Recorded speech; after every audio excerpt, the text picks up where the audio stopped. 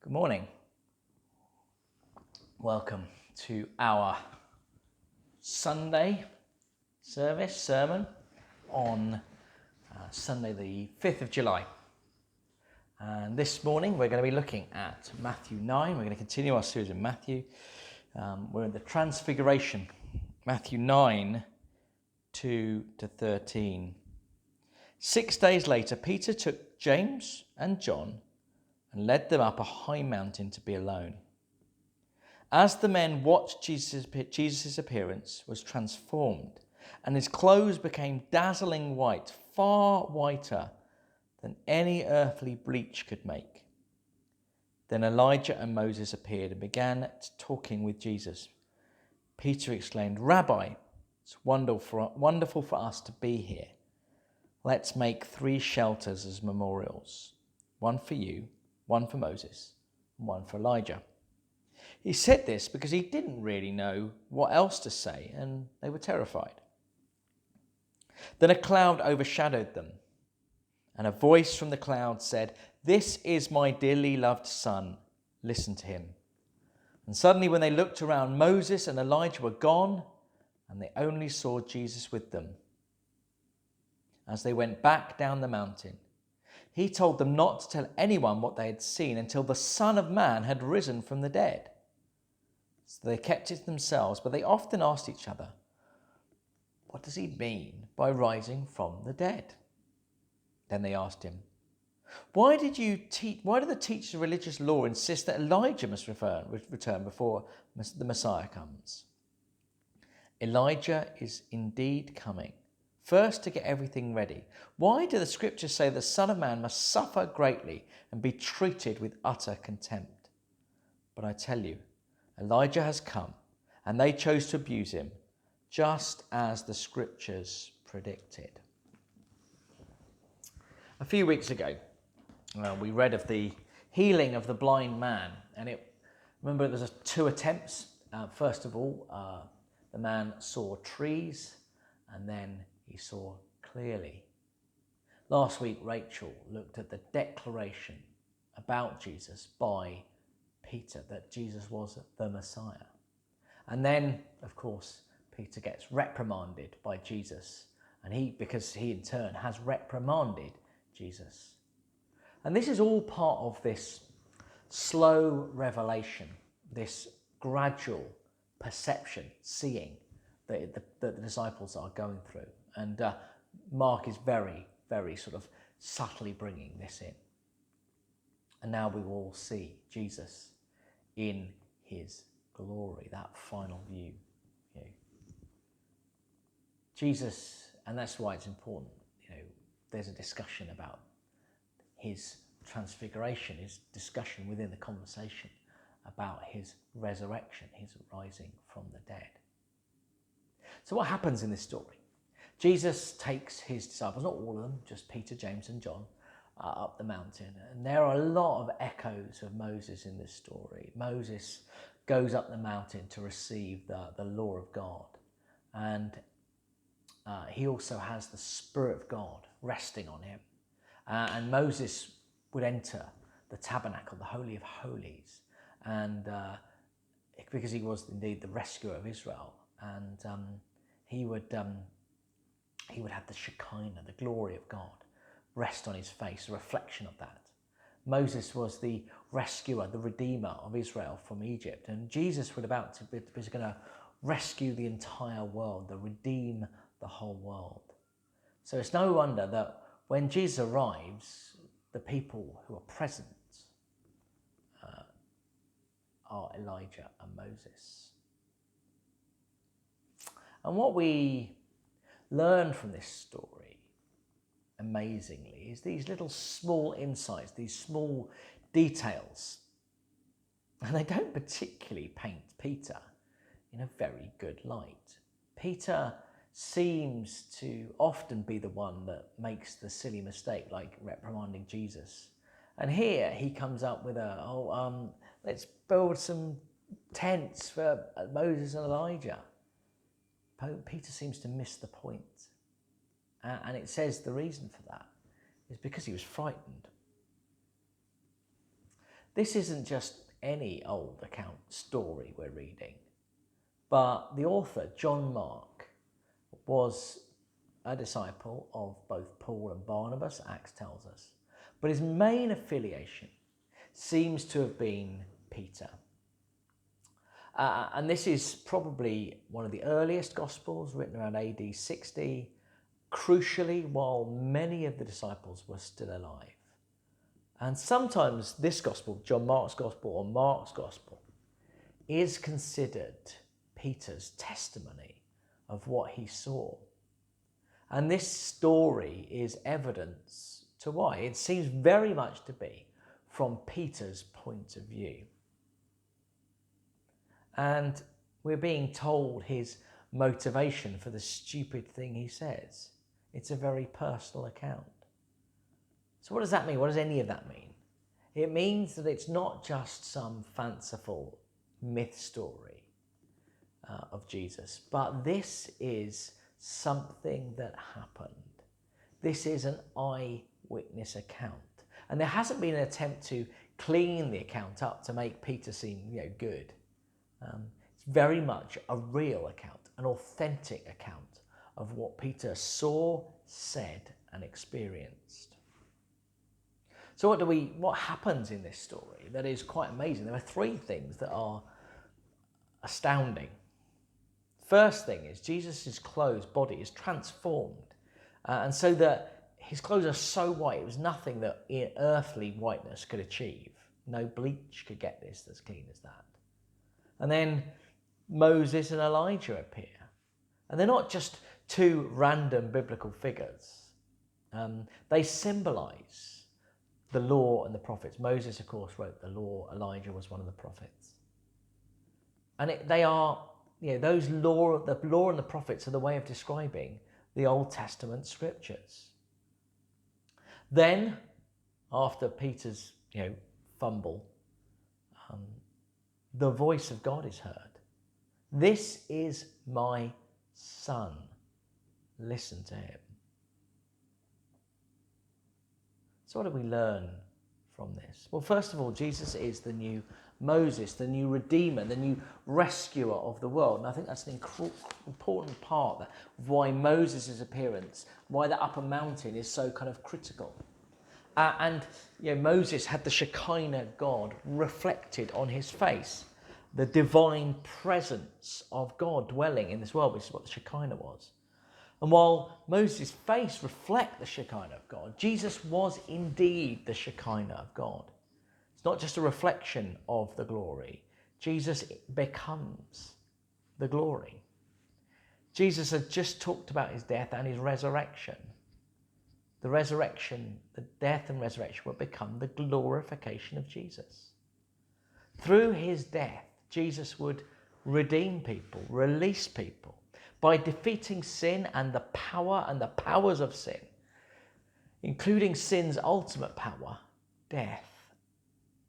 This would be the ultimate victory of God, the Christus Victor, the victory of Christ. Moses and Elijah are important because they do symbolize the scriptures, the law and the prophets. And they speak of Jesus, because that's the whole point of the law and prophets. And it's through the law and the prophets that we learn about the Messiah. They are the one that often the texts speak of. But crucially, when God speaks, when God points to Jesus and says, "This is my son, listen to him," the law and the prophets fade away. This is not because Jesus replaces them. They're not to be thrown out and rejected and they're irrelevant now, because that's not true. What they do is they speak of Jesus. Jesus doesn't replace them, but we see Jesus in and through them. We can't bin the Old Testament text because they make sense of Jesus.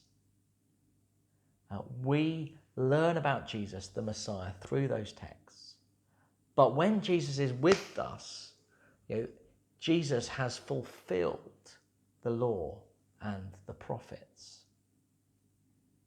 difference between replacing and fulfilling, God then speaks. This is my son. Listen to him. Jesus is the living, embodied Word of God. He is the voice we need to listen to. His is the ultimate guide for life. To experience God, we need to experience Jesus. And we have here an amazing another story of Trinity. God speaks, the Shekinah, the Spirit, the glory, divine presence of God is present, and Jesus is present. All three parts of the Trinitarian Godhead are here: the Father, Son, and the Holy Spirit. And as I said, most importantly of all, we don't get this story from an oral tradition passed down over years. Almost certainly this story comes directly from one of the three men who were there. James, unfortunately, dies very early on in the story in Acts. But Peter and John, John would write another one of the Gospels. This is Peter's vision. This is what Peter sees when the Transfiguration happens. Peter is there and he sees it. And I tell you what, if that happened to me, I would be frightened too. So they come back down the mountainside and they continue their discussion. And I can't imagine how many questions that Peter, James and John must have. And as they travel home, Jesus kind of again hints at his death and his resurrection. The Son of Man, he uses that name so often about himself. It's a reference to Daniel 7. Must die and rise again. And and actually, as I said already, the death and resurrection of Jesus is his glory. But this, of course, prompts some questions from them about what they understand about the Messiah, because obviously they knew the law and they knew the prophets, and they wanted to know how Elijah fits into this. And it's really important that it was Moses and Elijah. And there is, of course, this classic story that Elijah doesn't die, but instead is taken up. And when they ask about Elijah preceding the Messiah, they're referring to a couple of passages in Isaiah 43-4 and Isaiah 53. Jesus is clear that Elijah had been and gone, because many understandings of Elijah is that John the Baptist was Elijah, the new Elijah. He had prepared the way for Jesus. He had made the ground ready. He had started to turn people's hearts towards God so that they were ready for Jesus. And for what we know of John in Matthew 11, John knew his task. His task was purely to prepare the way. The role he played was that of Elijah. He made things ready for the Messiah. And then Isaiah 53 is critical understanding, because this is one of the famous servant passages, particularly known as the suffering servant passage, that the Messiah would suffer, and Jesus is linking this suffering with his own future. But Jesus' suffering will not be in vain, because his suffering will reveal his ultimate glory in resurrection. And in the process, God will align himself with all of us who suffer. And we see this all through the eyes of Peter. Peter's eyes are being gradually opened. He and James and John and the other disciples are beginning to see clearly, to see that Jesus is not only the Messiah, but he is God's idea of what a Messiah is, not their interpretation. And actually, for Jews of Jesus' time, the idea of the Messiah was a hero Messiah who would come and slay the enemies of Israel by his power. Jesus has power, more power than we can ever realize. And they've seen a little glimpse of Jesus' power up in the mountain. But Jesus' greatest power was his willingness to face death. And in the process, he would become the Redeemer. Not just the Redeemer of our personal sins. And again, this is sort of like limiting. This is making a Messiah in our image. But the entire world. Jesus will return to put creation back into order. He wouldn't just save Israel as Moses had done, but he will save all people. He wouldn't just save people, he would save all of creation. He would redeem all things back to himself. So when Peter declares Jesus to be the Messiah, he was still only seeing half the story, because their concept of the Messiah at that time was still limited. But now they are starting to see the whole picture of Jesus as Messiah.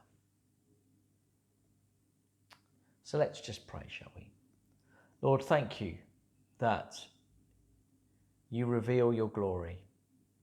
You reveal who you are in private, but in that private space we now get a glimpse of through the words and the stories that Peter told John Mark. Thank you for that. In your holy name, amen. So questions. It's easy to laugh at Peter, but how would you have reacted? 2. What stories do you have of how God has used you in your failings? And finally, 3.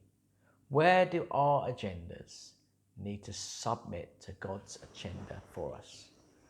Thank you for listening.